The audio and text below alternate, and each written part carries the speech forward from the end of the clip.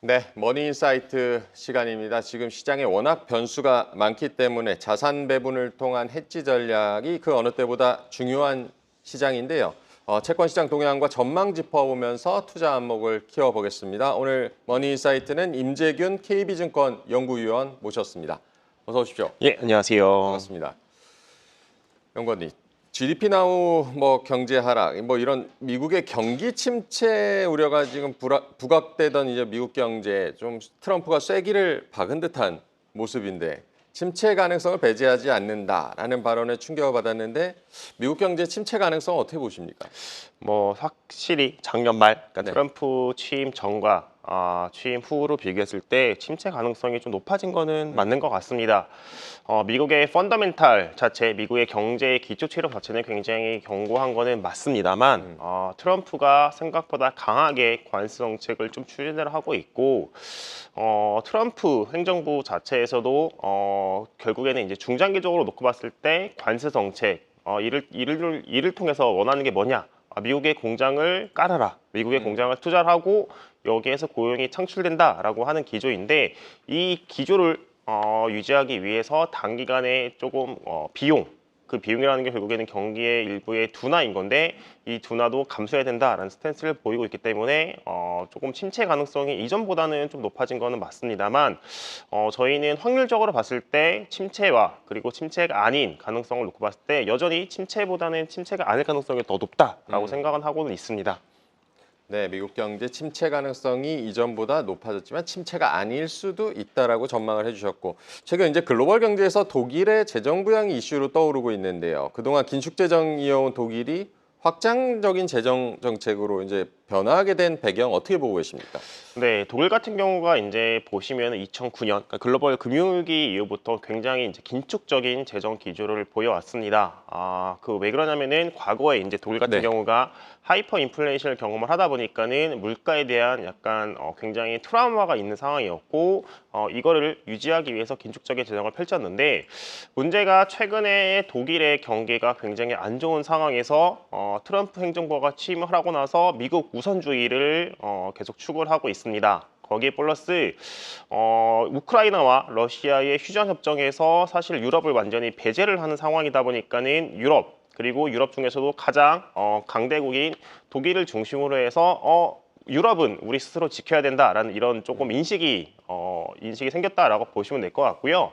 그러다 보니까는 최근에 독일 정부 측에서도 이런 긴축적인 재정 기조를 바꾸자라는 좀 스탠스가 나오고 있습니다. 이를 위해서 유럽의 국방을 스스로 좀 강화하자. 결국에는 러시아의 침략 그리고 미국의 우선주의로부터 우리 스스로 보호하자라는 좀 인식이 나온 것 같고요.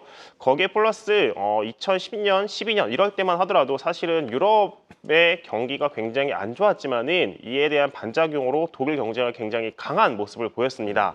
그러다 보니까는 독일 같은 경우가 강한 긴축적인 재정 기조를 보일 수 있었는데 최근에 2, 3년간을 놓고 보면은 독일 경제가 굉장히 부진한 모습들을 보이고 있어요. 최근에 AI라던가 여러 가지 투자에 대해서 조금 뒤처진 모습들이 나오고 있고 그리고 장기간에 지속된 긴축 재정으로 인해서 인프라 투자가 굉장히 조금 노후화되다 보니까는 이번에 확장적인 재정 정책을 통해서 국방뿐 아니라 인프라를 새로 투자를 통해서 경제의 성장률을 끌어올리자라고 하는 게 최근에 유럽의 확장적인 재정 정책으로 변하게 된 계기라고 보시면 될 것 같습니다. 네, 유럽 그중에서도 강대국인 독일이 재정 부양에 나서고 있다. 말씀하신 대로 또 EU 집행위원장이 유럽 재무장 계획 역시 우리 주식시장 같은 경우도 큰 관심을 보인 사안인데 이 유럽 재무장 계획 시장 영향력은 어떻게 보십니까? 마찬가지로 독일에 이어서 이제 EU 같은 경우도 네. 굉장히 조금 긴축적인 재정을 벗어나서 확정적인 재정 지출을 하자라는 거고요. 이게 이제 주식시장에 미치는 영향을 보면은 저희가 이제 이름에서 보시는 것처럼 좀 영향은 직접적으로 확인할 수가 있습니다. 네. 이번에 계획이 유럽 재무장입니다. 그러니까 무장을 하는 거죠. 다시 무장을 하겠다라는 게 결국에는 국방이라든가 여러 가지 군사 물품의 투자를 통해서 유럽에 보호를 하겠다, 스스로 보호하겠다는 거기 때문에 결국에는 우리나라 주식시장에 영향을 미치는 것들은 군수 물품이라든가 이런 방산 쪽의 섹터에 대해서 좀 긍정적인 영향을 미칠 수 있다라고 보시면 될 것 같고요. 이게 이제 미국의 우선주의로 인해서 유럽 그리고 아직까지는 다른 나라들의 움직임은 뚜렷하게 나오고 있지는 않지만은 유럽뿐만 아니라 다른 나라들까지도 사실은 이렇게 국방 쪽에 투자를 더 집행할 수 있다, 국방 쪽에 지출을 늘릴 수 있다라는 점들은 길게 놓고 봤을 때 방산 섹터에 조금 긍정적인 흐름을 좀 기대할 수 있다라고 생각을 하고 있습니다. 방산 섹터에 긍정적인 흐름이 나타날 수 있다. 어쨌든 이런 유럽의 재정 정책 변화 가능성으로 최근에 뭐 유럽이나 프랑스 국채에 대한 관심도 지금 높아지고 있다는데 지금 움직임은 어떤 움직임을 좀 감지하고 계십니까? 네, 유럽 같은 경우 금리가 이제 ECB의 네. 금리 인상 이후에 큰 폭으로 상승을 했다가 ECB가 금리를 인하하면서 좀 하락하는 기조에 있었습니다. 근데 최근에 독일 그리고 EU의 좀 확정적인 재정 지출로 인해서 금리가 큰 폭으로 상승을 했습니다. 결국에는 이제 한정된 재원을 가지고 투자를 해야 되는데 투자 규모가 늘어나면은 빚을 조달할 수밖에 없고 그게 이제 부채가 커진다라고 하다 보니까는 금리가 큰 폭으로 좀 상승을 한 기폭제 역할을 한 상황인데요. 이로 인해서 이제 프랑스 국채 같은 경우가 30년물 기준으로 4.5%, 독일 같은 경우가 4.1%까지 단기간에 30에서 40bp 정도까지 상승을 했습니다. 결국에는 이 금리가 그리고 재정으로 인해서 경기가 좋아진다라고 하면서 ECB의 금리 인하 기대감이 축소가 되다 보니까는 결국에는 재정에 어떻게 실제로 투자가 집행이 되느냐에 따라서 좀 영향을 미칠 수밖에 없는 상황이다라고 보시면 될 것 같은데 뭐 이런 것들은 단기간에 좀 변동성 요인을 높일 수 있다라고 보고 있습니다. 근데 좀 길게 놓고 봤을 때 네. 금리가 계속 상승을 하느냐 혹은 하락을 하느냐라고 놓고 봤을 때 저희는 좀 중장기적으로는 금리는 하향 안정화를 보일 것이다라고 생각을 하고는 있습니다. 그 이유가 금리가 단기간에 상승을 했던 이유가 결국에는 굉장히 허리띠를 졸라맸던 유럽이 그 허리띠를 풀고 있다. 이런 것들이 일시적으로 반영된 것들이 있고요. 거기에 네. 플러스 ECB 같은 경우가 이제 금리 인하 기조가 속도는 젖어질 수 있겠지만은 계속해서 나올 수 있다는 점에서 장기적 관점에서 봤을 때 뭐 프랑스 국채라던가 독일 등 이런 유로존의 국채 금리 같은 경우는 하락 기조가 저희는 예상을 하고 있습니다. 네, 미국 지금 뉴욕 증시의 일변도 자금 쏠림이 조금 해소되고 있고 미국 증시가 이렇게 조정을 갖는 가운데 이제 투자자분들은 대체 투자를 이제 찾게 되시는데 대체 투자처로서의 유럽 채권 시장은 어떻게 보십니까? 뭐 대체 투자로서의 유럽의 채권 시장은 뭐 나쁘진 않다라고 보고는 있습니다만 사실 유럽이 이제 좀 최근에 관심을 받는 이유가 결국에는 재정을 투자를 해서 국방이라던가 성장률을 끌어올리겠다라는 측면이 강하기 때문에 사실은 미국 주식에 대한 대체 투자로 유럽 채권보다는 유럽 주식 쪽에 더 관심을 갖는 게 적절하지 않나라고 저희는 생각은 하고는 있습니다. 유럽 주식 쪽에 더 관심을 가져보는 게 어떨까라고 조언을 해주셨고요. 미국 같은 경우는 지금 재정 적자 문제가 심각하고 이걸 해소하기 위해서 이제 정부 지출 감소에 나서고 있는데 이번 주에 이제 정부 예산안 뭐 셧다운 이슈도 있고 예산안 같은 경우는 어떻게 처리될 걸로 전망하십니까? 뭐 일단 처리는 될 거라고 예상은 하고는 있습니다. 사실 이번 예산안이 저도 사실 이런 경우가 좀 처음인 것 같아요. 이게 이제 미국 같은 경우는 회계연도가 10월부터 이제 그 다음에 9월까지입니다. 네. 그러니까 지금 같은 경우가 아직도 2025년 회계연도에 본 예산안이 통과가 안 됐고 그러다 보니까는 임시 예산안을 계속 이제 통과를 시키면서 네. 정부를 운영을 하고 있는 상황인 겁니다.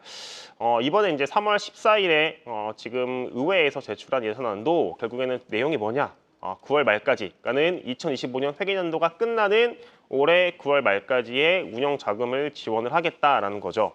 뭐 주요 내용을 보면은 이제 60억 달러 규모의 이제 국방비를 증액을 하고 대신에 130억 달러의 국방비에 대해서 좀 삭감을 하면서 총으로 봤을 때 70억 달러를 줄이겠다라는 내용인데 일단은 통과될 가능성이 높다라고 보고 있는 게 일단은 트럼프 대통령 같은 경우 공화당 그리고 이거를 의회의 예산권을 잡고 있는 상원, 하원 모두 다 공화당. 뭐 하원 같은 경우는 매우 근소하지만은 공화당이 다수당을 차지하고 있는 상황이기 때문에 좀 약간의 마찰음은 있을 수는 있겠지만은 결국에는 최종적으로 통과가 될 수밖에 없는 상황이다라고 저희는 생각은 하고 있습니다. 근데 만약에 예산안이 통과가 안 되는 상황이 좀 나온다라고 하면은 사실 미국의 경기 침체 우려는 더 높아질 수밖에 없을 거는 같아요. 뭐 미국의 경기가 굉장히 강하고 그리고 지금 당장 미국에 대한 뭐 침체 우려가 크지 않다라고 하면은 사실 예산안에 이런 조금 셧다운이 되더라도 그 미국 경기에 미치는 영향은 크진 않을 수 있습니다. 근데 지금 어제 미국의 주식시장이라든가 채권 금리 움직임을 보시다시피 미국 내에서도 경기 침체에 대한 우려가 굉장히 높아져 있는 상황이고 트럼프 행정부에서도 이거에 대해서 약간 방관을 하는 스탠스에서 만약에 셧다운까지 나온다라고 하면은 이제 연방 정부의 공무원들이 이제 진짜 필수 인력을 제외하면은 일단은 월급이 나가지 않고 그거에 따라서 소비 지출이 꺾일 수 있는 상황이기 때문에 이런 것들이 미국 경기의 하방 압력, 그러니까 침체 우려를 더 키울 수 있는 상황이다라고 저희는 바라보고 있습니다. 네, 예산안 정부의 셧다운이 혹이라도 현실화된다면 경기 침체가 부각이 될 수 있다라고 전망을 해주셨고요. 베센트 장관, 우리는 뭐 이 정부 지출에 지금 중독이 돼 있다, 디톡스를 해야 된다, 뭐 이렇게 발언하기도 했는데 지출 감소가 뭐 실제로 가능할까요? 이게 어쨌든 경기 부양을 위해서 재정이 좀 필요한 측면이 있는데 어떻게 보십니까? 일단은 트럼프 행정부에서는 길게 놓고 봤을 때 지출 규모를 줄이려고 하는 것 같아요. 네. 아직까지는 이제 트럼프 행정부가 추진을 하고 있지는 않지만은 공약으로 계속해서 내세웠던 게 감세입니다.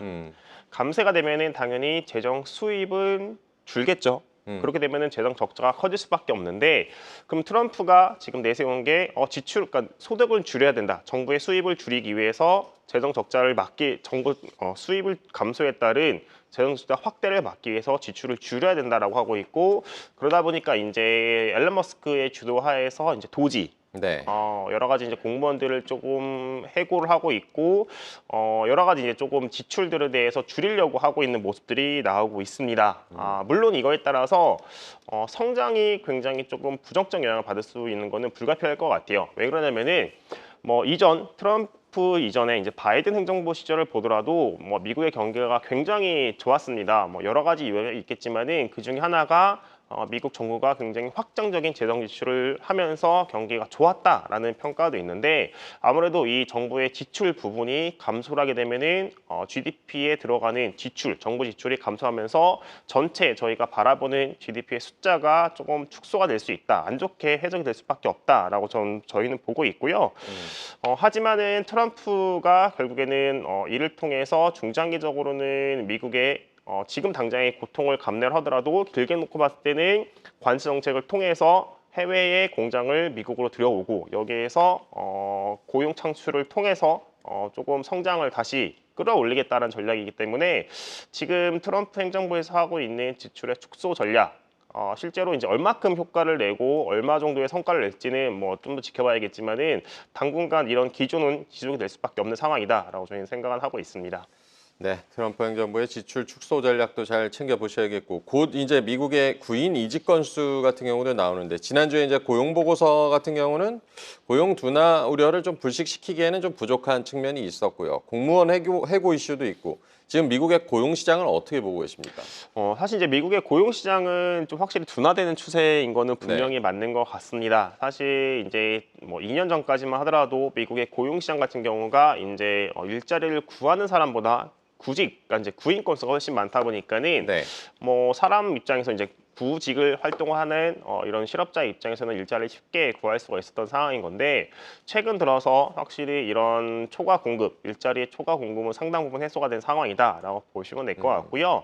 거기에 플러스 분명히 지난주에 발표가 된 2월 고용 지표에 대해서는 조금 다소 둔화가 되긴 했지만은 앞으로도 더 둔화가 될 수 있는 가능성이 높습니다. 왜 그러냐면은 2월 들어서 이제 연방 정부 공무원들의 유예사직이 본격화됐고요. 네. 이거로도 이제 충족이 되지 않다 보니까는 저성과자 그리고 저숙련자들을 대상으로 한 연방 정부 공무원들의 해고가 진행이 되고 있습니다.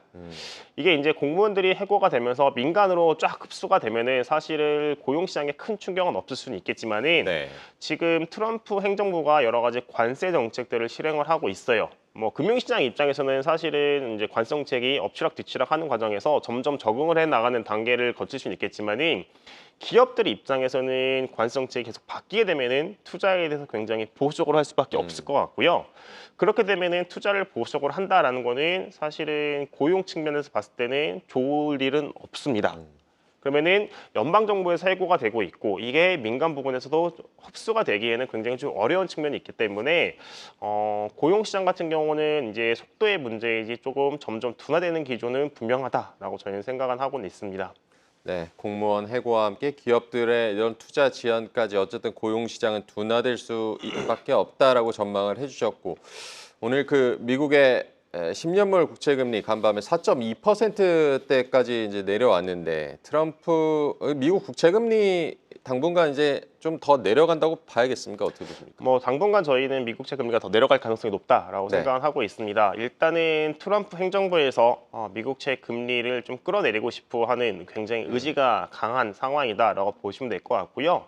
이로 인해서 이제 여러 가지 좀 수요들, 은행들로 하여금 미국채를 더 매입할 수 있는 여러 가지 좀 규제, 은행의 규제를 완화하고 있거나 거기에 플러스 뭐 실제로 될지 안 될지는 모르겠지만은 해외 정부라던가 기관들을 대상으로 해서 미국채를 좀 약간 강매시키는 이런 방안도 조금 고려를 하고 있다라고 보시면 될 것 같습니다. 거기에 플러스 최근에 이제 경기 침체 우려가 높아지는 상황이다 보니까는 미국채 10년물 금리 같은 경우가 더 안전자산으로서 부각이 될 수 있는 상황이다라고 생각을 하면은 저희는 미국채 금리는 더 하향 안정화될 가능성이 높다라고 보고 있는데 다만 저희는 뭐 이게 계속해서 4% 위에 있는 미국채 10년물 금리가 4%를 뚫고 내려가서 뭐 3% 중반, 3% 초반까지 내려가냐라고 보면은 그러기는 좀 쉽지는 않은 상황이다라고 저희는 보고 있습니다. 그런 측면에서 봤을 때 미국채 10년물 금리가 4% 부근까지 하락을 하면은 그때는 좀 비중을 다시 줄이고 그러니까 매도를 해서 차익 실현을 하시는 게 더 적절한 전략이다라고 저희는 보고 있습니다. 네, 미국 10년 국채 금리가 4% 아래로 내려가기는 조금 힘들 수도 있다. 4% 부근에서 매도를 하면서 차익 실현도 조언을 해주셨습니다. 이제 뭐 미국 경제 자체에 대한 전망에 대해서 전망도 지금 엇갈리고 있고 위원님께서는 미국 연준의 금리 인하 경로에 대해서는 어떻게 보고 계십니까? 저희는 뭐 여전히 6월 그러니까 연준은 지금 연준의 추가 인하는 6월 그리고 6월을 포함해서 연내 2번 정도 바라보고 있습니다. 뭐 미국 경기가 최근에 경기 침체 우려가 분명히 높아진 거는 맞습니다만 아직까지 미국의 펀더멘탈 자체가 굉장히 강한 모습을 보이고 있고요. 거기에 플러스 이제 파월 의장 같은 경우도 일단은 지켜보자라는 네. 스탠스입니다. 왜 그러냐면은 뭐 연준이 고려해야 되는 게 여러 가지 사항들이 있는데 그러니까 올해 들어서는 트럼프 행정부가 새로 시작을 하고 그리고 이 행정부가 여러 가지 뭐 관세, 이민, 규제 여러 가지 정책들을 바꾸다 보니까는 연준 입장에서도 이런 변화가 경제 그리고 물가에 어떻게 영향을 미칠지 알 수가 없다. 결국에는 이 확인하는 시간이 필요하다라는 스탠스를 갖고 있기 때문에 저희는 빨라야 다음 인하는 6월 정도로 생각은 하고 있고요. 그리고 6월을 포함해서 연내에 2번 정도의 인하를 생각을 하고 있습니다. 6월 포함해서 연준이 2차례 연내 금리를 내릴 수 있다라고 전망을 해주셨고요.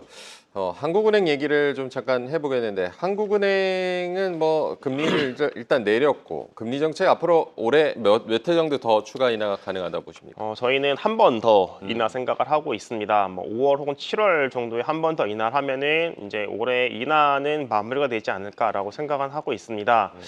그렇게 보고 있는 이유가 이제 뭐 성장만 바라보면은 한국은행이 뭐 많은 인하를 하여서 경기를 좀 끌어올리는 게 필요하다라고 보고 있는데 네. 문제가 환율하고 가계부채 부분이라고 보시면 될 것 같아요. 뭐 환율 같은 경우가 원달러 같은 경우는 지금 1,400원 중반에서 계속 버티고 있는 상황에서 거기에 플러스 최근에 뭐 강남 그리고 강남을 중심으로 시작된 부동산 가격이 서울 주요 지역까지 좀 확산이 되고 있기 때문에 네. 한국은행 입장에서 서울 부동산 가격 상승에 따른 가계부채 증가 이거를 점점 고민을 할 수밖에 없다.